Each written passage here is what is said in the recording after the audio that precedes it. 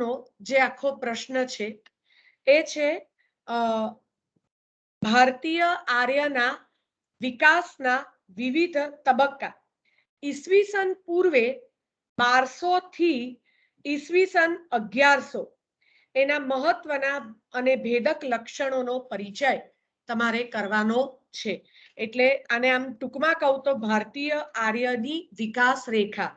ગઈકાલે આપણે જે ભારતના ભાષાકુળો વિશે વાત કરી અને એમાં જે આપણું ભારત યુરોપીય કુળ છે, બરાબર, ભારતીય આર્ય કુળ છે, એની આખી વાત, એનો જે આખો વિકાસ જે થયો છે, આપણે એ પણ વાત કરી કે ઈસવીસન પૂર્વે 1500 ની આસપાસ આર્યો છે એ ભારતમાં આવ્યા। આર્યો ભારતમાં આવ્યા એ પહેલા દ્રાવિડ પ્રજા અહીંયા વસતી હતી અને દ્રવિડો પણ ભારતમાં આવ્યા એ પહેલા ઓસ્ટ્રિક પ્રજા છે એ અહીંયા આગળ વસતી હતી, બરાબર છે। તો આખો જે ભાષાનો ભારતીય આર્યો આવ્યા પછી જે ભારતીય આર્ય ભાષાનો વિકાસ થયો અને ત્યાંથી લઈ અને અત્યાર સુધીની આપણી જે અર્વાચીન ભાષાઓ છે એનો કઈ રીતનો આખો વિકાસ થયો છે એના વિશે, એના વિવિધ જે તબક્કાઓ છે, જે સ્ટેજીસ છે, એના વિશે આપણે આ પ્રશ્નની અંદર વાત કરવાની છે। પ્રમાણમાં લાંબો એવો આખો પ્રશ્ન છે અને સમજી વિચારીને તમારે એને યાદ પણ રાખવાનો છે। ઓકે, હવે આપણે એ તો જાણીએ છીએ કે આપણી ગુજરાતી ભાષા એ ભારત યુરોપીય એટલે કે ઇન્ડો યુરોપિયનની ભારતીય આર્ય ઇન્ડો આર્યન શાખાની ભાષા છે, બરાબર। આ આપણે ગઈકાલે પણ આના સંદર્ભે વાત કરી હતી કે આપણી ગુજરાતી ભાષા એ ભારત યુરોપીય ની ભારતીય આર્ય એટલે કે ઇન્ડો આર્યન શાખાની ભાષા છે। એ વાત આપણે આગળ જોઈ ગયા છીએ। એટલે ભારત યુરોપીય પરિવારની વિવિધ શાખાઓનો જે પરિચય છે એના વિશે આપણે આજે વાત કરવાની છે। ઓકે, હવે થોડુંક ઐતિહાસિક પરિપ્રેક્ષ્ય આપણે બાંધીએ। ભારત યુરોપીય પરિવારની ભાષાઓની મૂળ જનની રૂપ એટલે માતા રૂપ આદિમ જૂની ભારત યુરોપીય ભાષામાં લખાયેલો એક પણ શબ્દ આપણને મળ્યો નથી। જૂની ભાષામાં, ભારત યુરોપીય ભાષામાં એક પણ શબ્દ મળતો નથી। સાહિત્યના સંદર્ભની વાત કરું પણ આ કુળની જે સંસ્કૃત, ગ્રીક, એ ભારત યુરોપીય કુળની એ જે બધી ભાષા છે, ઓરિજિનલ જે ભાષા હતી એમાં તો કશું સાહિત્ય આપણને પ્રાપ્ત થતું નથી, પણ એ જ કુળની સંસ્કૃત, ગ્રીક જેવી એના મૂળ જ સ્વરૂપમાં જે સચવાયેલી ભાષા હતી, પ્રાચીન ભાષાઓ, એમાં સમાનતા આપણને જોવા મળે છે। ગઈકાલે પણ આપણે વાત કરી, બરાબર, કે સંસ્કૃત, ગ્રીક અને લેટિનમાં કેટલીક વ્યાકરણિક સમાનતાઓ પણ જોવા મળે છે અને એના પરથી એવું તારણ નીકળ્યું કે આ બધી એક જ કુળની ભાષા હશે અને 18મી સદીથી આવો તુલનાત્મક ભાષાઓનો આખો અભ્યાસ થયો, બરાબર। તો એ બધાને આધારે ભારતીય આદિમ જે શરૂઆતની સંસ્કૃત પહેલાની પણ ભાષાની વાત છે, તો ભારતીય યુરોપીય ભાષાઓનું પુનર્ગઠન ભાષા વૈજ્ઞાનિકોએ કર્યું, બરાબર। અને વિદ્વાનોએ માત્ર એનું પુનર્ગઠન એટલે એને સંશોધન કરવાનું જ માત્ર કામ કર્યું એવું નહીં, પણ એ ભાષાને આધારે એ ભાષા બોલનાર પ્રજા જે હતી એનું મૂળ નિવાસ સ્થાન, મૂળ ક્યાં રહેતી હતી એનું પણ સંશોધન કર્યું। એની સંસ્કૃતિ કેવા પ્રકારની હતી, ક્યારે અને કયા કયા તબક્કે સ્થળાંતર કર્યું, જેમ કે 1500 ઈસવીસન પૂર્વે 1500 ની આસપાસ આર્યો ભારતમાં આવ્યા, બરાબર। તો એવી રીતે બીજે કયા કયા પ્રદેશમાં એ ફેલાયા, આ બધું સંશોધન પણ કરવામાં આવ્યું। એ આખી જે ભાષા છે એનો વિકાસ છે એ કયા કયા તબક્કામાં થયો એ બધી શોધ પણ, એ બધા સંશોધનો પણ થયા। હા, સંપૂર્ણ એકમત નથી થવાતું આ બધા સંશોધનોમાં, એટલે બધા જ વિદ્વાનો એકમત થઈ ગયા છે એવું નથી, પણ ઓવરઓલ આપણે જોઈએ તો આજે આદિમ ભાષા બોલનાર, હવે જો ફરીવાર સમજાવું કે આપણી સંસ્કૃત ભાષા જે છે એનું કુળ આ ભારોપીય કુળ છે, બરાબર। એટલે ભારત યુરોપીય કુળ, ઇન્ડો આર્યન ના સંદર્ભે આપણે વાત કરીએ છીએ, પણ સંસ્કૃત તો આર્યો ભારતમાં આવ્યા ત્યારે આપણી પાસે આવી છે, પણ એ પહેલા કઈ ભાષા, એ સંસ્કૃતનું જે તબક્કો આવ્યો એ પહેલા પણ આદિમ ભાષા બોલાતી હતી, બરાબર, એટલે એની જૂનામાં જૂની, પણ એ ભાષામાં આપણને કશું જ લખાણ પ્રાપ્ત થતું નથી, એટલે એની લિપિ સાહિત્ય કશું જ આપણને પ્રાપ્ત થતું નથી. પણ આ જે ભાષા બોલનાર પ્રજા હતી, જેને ભારત યુરોપીય પ્રજા, જેને વિરોસ અથવા તો આર્ય પ્રજા તરીકે ઓળખવામાં આવે છે. વિરોસ અથવા એને આર્ય પ્રજા તરીકે ઓળખવામાં આવી છે. હા, તે ક્યાં અને ક્યારે રહેતી હતી તે હજુ સાવ નિર્વિવાદ રીતે સ્થાપિત થઈ શક્યું નથી. હવે સાવ નિર્વિવાદ રીતે સ્થાપિત થઈ શક્યું નથી એટલે કે સંપૂર્ણ સહમતિ મળી નથી કે એ ચોક્કસ અહીંયા જ રહેતી હતી, બરાબર, કે ક્યાં એનું હતું, એવી કોઈ આપણને એનું મળ્યું નથી, બરાબર છે. તો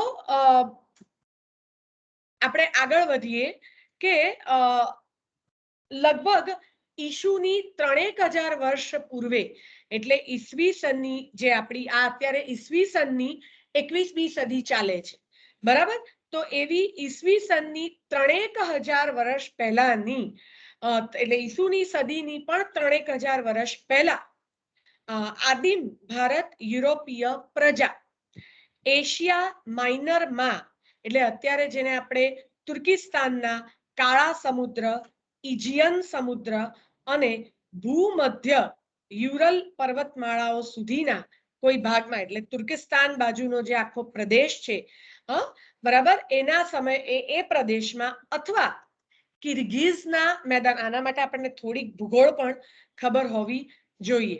કિર્ગિઝના મેદાનોની ઉત્તરમાં, એટલે કે જેને આપણે મધ્ય એશિયા કહીએ છીએ, એ મધ્ય એશિયાથી શરૂ કરીને યુરલ પર્વતમાળાઓ સુધીના કોઈ પણ ભાગમાં, બરાબર, કે પછી મધ્ય યુરોપ, રાઇન નદીથી મધ્ય અને દક્ષિણ રશિયા સુધીના કોઈ ભાગમાં રહેતી હશે. કઈ પ્રજા, જેને આપણે વિરોસ અથવા આર્ય પ્રજા તરીકે ઓળખીએ છીએ, એ પહેલા એમ કે ક્યાં રહેતી હતી એવા સંદર્ભની અહીંયા આગળ વાત છે. તો ક્યાં આગળ અનુમાન કરવામાં આવે છે કે આ પ્રજા રહેતી હશે? તુર્કિસ્તાનના કાળા સમુદ્રની આસપાસ એ વિસ્તારમાં અથવા તો ભૂમધ્ય સમુદ્ર વચ્ચેના ભાગમાં કે પછી કિર્ગિઝના મેદાનોની ઉત્તરમાં, એટલે કે મધ્ય એશિયાથી માંડી અને યુરલ પર્વતમાળાઓ સુધીના ભાગમાં, અથવા તો મધ્ય યુરોપ, એટલે રાઇન નદીથી મધ્ય અને દક્ષિણ રશિયા સુધીના, એટલે કહેવાય તો યુરોપથી લઈને એશિયા સુધીના વિસ્તારોમાં આ પ્રજા વસતી હશે એવું માનવામાં આવે છે. જો કે દક્ષિણ રશિયાના પ્રદેશોમાં આ પ્રજા વસતી હતી એ માન્યતા અત્યારે સૌથી વધારે પ્રચલિત છે, બરાબર છે. એટલે દક્ષિણ રશિયાના પ્રદેશમાં આ પ્રજા વસતી હશે એવું નિશ્ચિતપણે માનવામાં આવે છે, બરાબર. કઈ? તો કે વિરોસ તરીકે ઓળખાતી આર્ય પ્રજા, એની વાત છે. હવે પછી શું થયું? આપણે ઇતિહાસમાં પણ ભણી ગયા છે, ભૂગોળના સંદર્ભમાં પણ ક્યાંક ને ક્યાંક ભણી ગયા છે કે આ જે ભારત યુરોપીય આદિમ પ્રજા હતી, જ્યાં દક્ષિણ રશિયાના આસપાસના પ્રદેશોમાં વિસ્તાર કરતી હતી, તે કોઈ પણ કારણ હોય, એ લોકોએ કોઈ કારણોસર સ્થળાંતર, પોતાની જે મૂળ જગ્યા હતી ત્યાંથી એ લોકોએ સ્થળાંતર કરવું પડ્યું, બરાબર. અને જુદા જુદા જૂથો, એ જે આખી પ્રજાએ સ્થળાંતર કર્યું, પોતાનો પ્રદેશ છોડ્યો, એમાં પછી ગ્રુપ પડી ગયા, એમાં જુદા જુદા જૂથ પડી ગયા અને જુદા જુદા સમયે જુદા જુદા જૂથો પોતાના મૂળ પ્રદેશમાંથી બહાર નીકળ્યા અને જુદી જુદી દિશાઓમાં ગયા, બરાબર. જુદી જુદી દિશાઓમાં એ લોકો ફેલાઈ ગયા, જેમાં જે સૌથી પહેલું જૂથ હતું એ દક્ષિણ તરફ જઈ એશિયા માઇનરમાં સ્થિર થયું, બરાબર. લગભગ ઈસવીસન પૂર્વે 2000 કે તેની પણ આસપાસ, ઈસવીસન પૂર્વે 2000 એટલે અત્યારના તો આ 2100 વર્ષ આપણે કાઢી નાખવાના, એના પણ પહેલા 2000 વર્ષ પહેલાની આ આખી લગભગ વાત થાય. પછી આદિમ ભારત યુરોપીય પ્રજા પાસે લિપિ નહોતી, લેખન કળા જે છે એ જાણતી નહોતી. બરાબર, લેખન કળા વિશે એ લોકોની પાસે લિપિ નહોતી, લખી શકતા નહોતા. અહીં તેને બેબીલિયોન કે સુમેરિયન પ્રજા, ગ્રીક બાજુની જે આખી પ્રજા હતી, તમને ખબર હોય તો સિકંદર જે પ્રદેશ સાથે સંકળાયેલો છે એ લોકો પાસેથી એ લોકોને લેખન કળા મળી. બરાબર, જે હિટાઇટ લેખો એશિયા માઇનરમાંથી મળ્યા છે. તે કિલાકાર બેબીલિયોન લિપિમાં છે. ઓકે, એટલે કહેવાનો મતલબ એ છે કે જે પેલી આદિમ ભારત યુરોપીય પ્રજા હતી એ લોકો પાસે લેખન કળા, લખવાની કળા હતી નહીં. પણ પછી બધા જે જૂથો છૂટા પડ્યા એમાંનું જે પહેલું જૂથ હતું એ એશિયા માઇનર પ્રદેશમાં દક્ષિણ દિશામાં આવીને વસ્યું. ત્યારે એ લોકો પાસે લેખન કળાની જાણકારી નહોતી, પણ બેબીલોનિયન કે સુમેરિયન પ્રજા પાસેથી એ લોકોને લેખન કળા, લિપિ મળી, અને માટે એ જે એશિયા માઇનર પ્રદેશ પાસેથી જે લેખો મળે છે, જે આર્ટિકલ્સ જેને આપણે કહીએ, એ લેખો આપણને કિલાકાર બેબીલોનિયન લિપિમાં આપણને મળે છે. બરાબર, એટલે એ કિલાકાર બેબીલોનિયન લિપિમાં એ વખતની પ્રજાના લેખો મળે છે. બરાબર, ઓકે. અને આ જ બીજું જે જૂથ છે આ પછી તરત જ ઈસવીસન પૂર્વે 2000 કે પછી નીકળી ઈરાન અને ભારત સુધી પહોંચ્યું.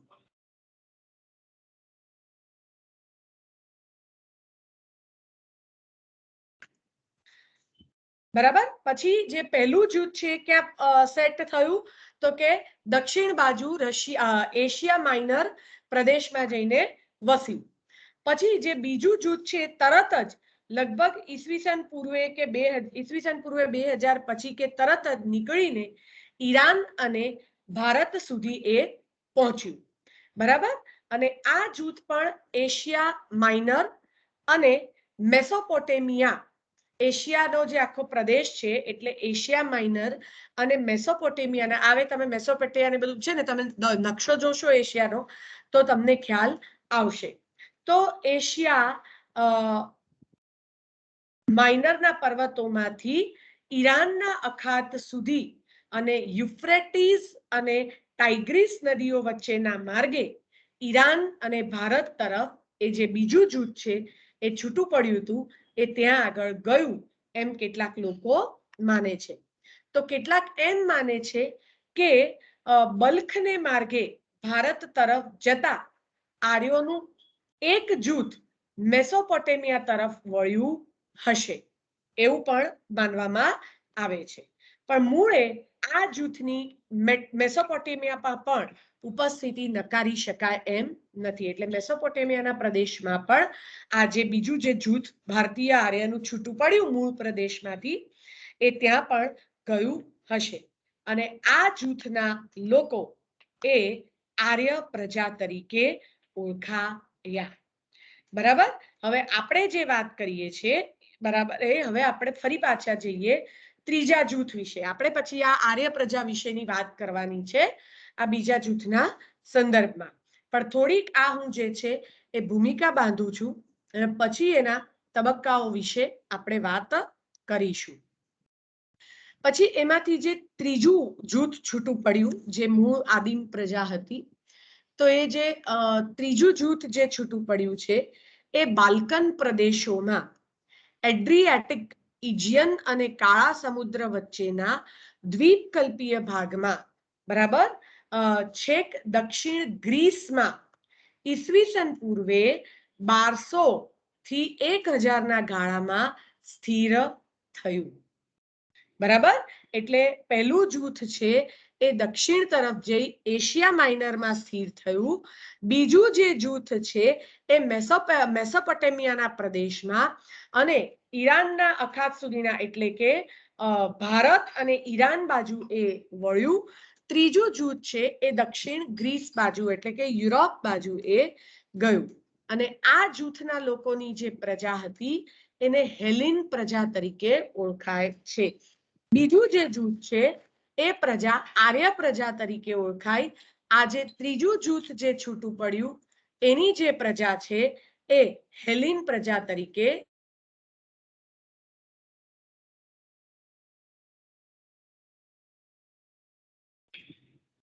તો એ જે ત્રીજું જૂથ છે એ હેલિન પ્રજા તરીકે ઓળખાય છે.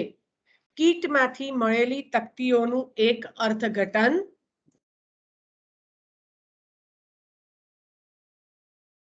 મારે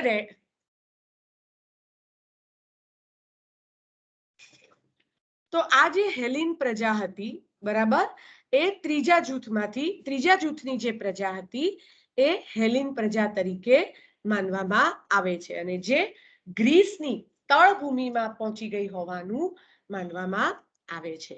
બરાબર અને એમાં કેટલીક ટોળીઓ પણ મૂળ પ્રદેશમાંથી બહાર નીકળી અને પશ્ચિમના પ્રદેશોમાં પણ વિસ્તરી. એટલે આ ત્રણ મુખ્ય જૂથો બહાર નીકળ્યા અને બીજી નાની નાની ટોળકીઓ પણ આ ભારત આદિમ પ્રજા જે હતી ભારત યુરોપીય એના મુખ્ય સ્થળમાંથી એ બહાર નીકળી હતી અને પશ્ચિમના પ્રદેશોમાં એ વિસ્તરી હતી. એક બાજુ છેક ફ્રાન્સ ઇંગ્લેન્ડ સુધી પહોંચી અને બીજી બાજુ એ સ્પેન પોર્ટુગલ સુધી પણ પહોંચી. બરાબર ફ્રાન્સ ઇંગ્લેન્ડ સુધી પહોંચનારી પ્રજા લગભગ ઈસવીસન પૂર્વે 500 ની આસપાસ પહોંચી અને ઈસવીસનના આરંભમાં બીજી જે એક ટોળકી છે એ સ્પેન અને પોર્ટુગલના પ્રદેશોમાં પહોંચી છે અને પુરાતત્વ શાખાના સંશોધન પ્રમાણે લેટિન શાખાની ટોળીઓ લગભગ ઈસવીસન પૂર્વે 1500 ની આસપાસ ઉત્તર ઇટલીમાં જઈને એટલે ઇટાલીમાં ઉત્તર ભાગમાં જઈને વસી ગઈ હતી એમ પણ માનવામાં આવે છે. બરાબર તો આવી રીતે આ જુદી આ ભારત યુરોપીય આદિમ પ્રજા જે છે એ કોઈ જે પણ કારણ બન્યું હશે એ જુદા જુદા કારણોસર જુદા જુદા જૂથોમાં વહેંચાઈ અને મૂળ પ્રદેશથી છૂટી પડી અને અલગ અલગ વિસ્તારોમાં જઈને વસી ગઈ હતી. બરાબર અને એ મોટા પ્રદેશમાં મૂળે તો બહુ મોટા પ્રદેશમાં ફેલાયેલી આખી પ્રજા હતી અને એમાં પણ બોલી ભેદો આપણને જોવા મળે છે. એટલું હતું કે એ લોકો પાસે તે વખતે લેખન કળા હતું નહીં. લેખન કળા હતી નહીં. તો આવી બધી માન્યતાઓ પણ અને આવા બધા થોડા ઘણા સંશોધનો થઈ અને માનવામાં આવે છે. હવે આ જે ભારત યુરોપીય પરિવાર છે એની સૌથી પ્રાચીન શાખા તે હિટાઇટ શાખા કઈ જે પહેલું જૂથ આપણે જે છૂટું પડેલું જોયું ત્યારની વાત છે. તો એ હિટાઇટ શાખા છે અને એમાં એશિયા માઇનર કે એશિયા માઇનરની કેટલીક અત્યંત પ્રાચીન ભાષાઓનો પણ સમાવેશ થાય છે જે અત્યારે લુપ્ત થયેલી પણ જોવા મળે છે. બરાબર કારણ કે આ ભારતીય યુરોપીય પ્રજાનું સૌથી પહેલું છૂટું પડેલું જૂથ હતું જે ઈસવીસન પૂર્વે 2000 ની આસપાસ મૂળ પ્રદેશમાંથી બહાર નીકળ્યું હતું. બરાબર અને આ જે હિટાઇટ શાખા જે છે એની આ ભાષા બરાબર અને એ બોઘાસ માંથી ઈસવીસન પૂર્વે 1400 ના કિલાકાર લિપિમાં લખાયેલા એના અભિલેખો એટલે જે બેબિલિયોનન કિલાકાર જે લિપિ હતી જે એ લોકોને મળી હતી એમાં એના લેખો લખાયેલા છે. બરાબર કેટલાક લોકો એટલે આને સૌથી પ્રાચીન શાખા તરીકે પણ માને છે અને એક મત એવો પણ છે કે અત્યારે આ આખી શાખાને અસ્વીકૃત ગણવામાં આવી છે એટલે એમ કે ભારત યુરોપીય પરિવારની શાખા નથી એવું પણ માનવામાં આવે છે અને આ હિટાઇટનું ઘણું ખરું શબ્દ ભંડોળ ભાષાનું આ હિટાઇટ ભાષાનું ઘણું ખરું શબ્દ ભંડોળ બિન ભારત યુરોપીય છે. એટલે અત્યારનો મત એવું કહે છે કે આ તેની શાખા હતી નહીં એવું પણ માનવામાં આવે છે. આપણે આ પ્રશ્નની અંદર એના સંદર્ભે પણ વિગતે વાત કરવાની નથી. આપણે જે છે ખાસ કરીને આજે બીજી શાખા હતી તે ભારત ઈરાની ઇન્ડો ઇરાનિયન, બરાબર, એની થોડીક વાત કે આદિમ ભારત યુરોપીય પ્રજાનું આજે બીજું જૂથ, બરાબર, જે ઈરાન અને ભારત સુધી પહોંચ્યું હતું અને એમાં વિકસેલી ઈરાની અને ભારતીય ભાષાઓ આ શાખાની ગણાય છે. કઈ શાખા? ભારત ઈરાની. જો મૂળ કયું છે? ભારત યુરોપીય પ્રજા, અરે ભારત યુરોપીય કુળ. એ ભારત યુરોપીય કુળમાં શાખાઓ જેમાંની એક હિટેટાઇટ જે અત્યારે ગણવામાં આવતી નથી. પણ બીજી જે શાખા છે એ ભારત ઈરાની એટલે કે ઇન્ડો ઇરાનિયન, બરાબર, એ આ બીજી શાખા એની ગણવામાં આવે છે અને જેની અંદર ઈરાની ભાષા અને ભારતીય ભાષાઓની આ શાખા ગણાય છે. ઈરાની ભાષા પણ અત્યારે આપણે જાણીએ છીએ કે ઈરાનથી પારસીઓ સંજાણ બંદરે આવ્યા અને પછી ગુજરાતમાં અને એમ કરીને સમગ્ર ભારતમાં એ વસી ગયા. તો એ જે આખું, બરાબર, એ ફારસી ભાષાનો પણ જે આખો વાત છે. પછી આ શાખાના લખાણોમાં ભારત યુરોપના કેટલાક પ્રાચીન લખાણો સચવાયા પણ છે અને એના વિશે પછી આપણે થોડીક વિગતે વાત, મૂળ જે વાત કરવાની છે આ બીજી શાખા વિશે આપણે કરવાની છે. અને ત્રીજી જે શાખા છે એ તોખારિયન, બરાબર, એ જે આખું જર્મન વિદ્વાનોએ તુર્ફાન એટલે કે ચીની તુર્કિસ્તાન ના જે પ્રદેશ હતા, બરાબર, ત્યાંથી એ લોકોને કેટલાક બૌદ્ધ ધર્મના લખાણો પ્રાપ્ત થયા છે. અને ચોથી શાખા છે એ છે ગ્રીક શાખા. યુરોપના દક્ષિણ ભાગમાં આવેલા ગ્રીસમાં જૂના સમયમાં બોલાતા એટિક, ડોરિક, કોઈની વગેરે ભાષા ભેદો તથા અર્વાચીન ગ્રીક ભાષા અને તેની બોલીઓનો સમાવેશ આ શાખાની અંદર થાય છે. સાયપ્રસ, તુર્કિસ્તાન અને અમેરિકામાં પણ ગ્રીક ભાષાના થોડા બોલનારાઓ વસે છે, બરાબર. ગ્રીસની નીચે આવેલા ક્રીટના ટાપુમાંથી આ શાખાની ગણાતી માઇસીનિયન ભાષાની ખૂબ પ્રાચીન તકતીઓ પણ મળી આવી છે.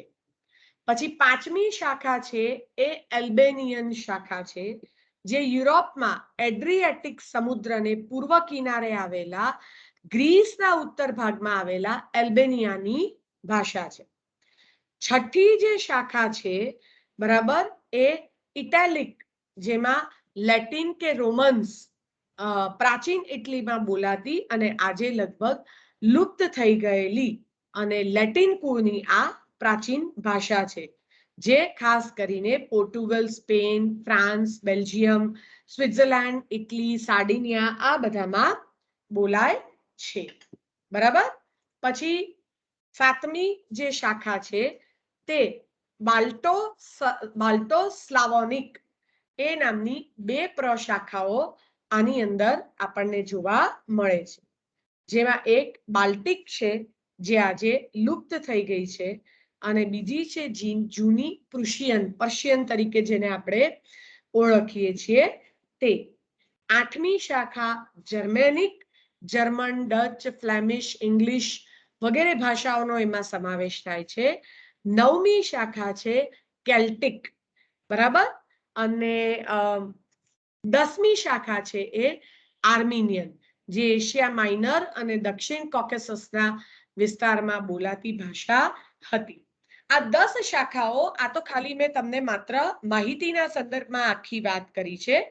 આપણે જે ખરેખર વિગતે વાત કરવાની છે એ આ બીજી શાખાની વાત કરવાની છે, જેને ભારત ઈરાની એટલે કે ઇન્ડો ઇરાનિયન આદિમ ભારત યુરોપીય પ્રજાનું જે બીજું જૂથ મૂળ નિવાસ સ્થાનમાંથી બહાર નીકળી ઈરાન અને ભારત સુધી પહોંચ્યું, તેમાં વિકસેલી ઈરાની અને ભારતીય ભાષાઓ આ શાખાની ગણાય છે.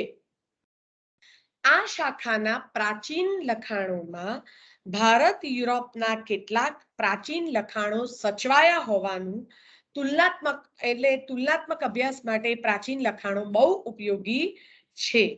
બરાબર, તો આજે બીજી શાખા છે ભારત ઈરાની ઇન્ડો ઈરાની, એના વિશે પણ આપણે વિગતે વાત કરવાની છે. બેઝિકલી આપણે જે ચર્ચા આ પ્રશ્નની અંદર કરવાની છે એ ભારતીય આર્યની વિકાસ રેખા, એટલે આદિમ ભારતીય આર્યથી લઈને અત્યારની અર્વાચીન ભાષાઓ, ભારતની ભાષાઓ સુધી કઈ રીતે વિકાસ થયો એના વિશે આપણે વાત કરવાની છે. આજે ભારત યુરોપની જે શાખાઓ છે ને એને કેટલીક વાર શતમ અને કેન્તુમ એવા બે વર્ગોમાં પણ વહેંચી નાખવામાં આવે છે. એટલે કે જે શાખાઓની અંદર કંઠ્ય અને તાલવ્ય ક અને શ નો ઉપયોગ થયેલો જોવા મળે છે, બરાબર, એ શતમ, અને એને શતમ વર્ગની શાખાઓ કહેવામાં આવે છે. બરાબર, જેની અંદર ભારત, ઈરાની, બાલ્ટો, સ્લાવોનિક, આર્મેનિયમ, એલ્બેનિયન એવી ભાષાઓ, અને જે શાખાઓમાં એનો શુદ્ધ કંઠ્ય ક ઉચ્ચારણ જોવા મળે છે, બરાબર, એ કેન્તુમ વર્ગની શાખાઓ તરીકે ઓળખાય છે. કેન્તુમ વર્ગની શાખાઓ બધી પશ્ચિમ તરફની છે એવું પણ માનવામાં આવે છે, અને શતમ વર્ગની શાખાઓ મોટાભાગની પૂર્વ બાજુની છે. આ દુનિયાના નકશાની વાત થઈ રહી છે. બરાબર, તો ભારત યુરોપીય પ્રજાનું જે જૂથ ભારતમાં આવીને વસ્યું તેના ભાષા વંશમાં આપણી આ ગુજરાતી ભાષા આવે છે. માટે હવે એના ઇતિહાસને આપણે વિગતે વિચારવાનો છે, વિગતે એની ચર્ચા કરવાની છે. એટલે ભારતીય આર્યની વિકાસ રેખાના હવે જે તબક્કાઓ આવશે, જેનો આખો ઇતિહાસ આવશે, એના વિશે હવે આપણે વાત કરીશું.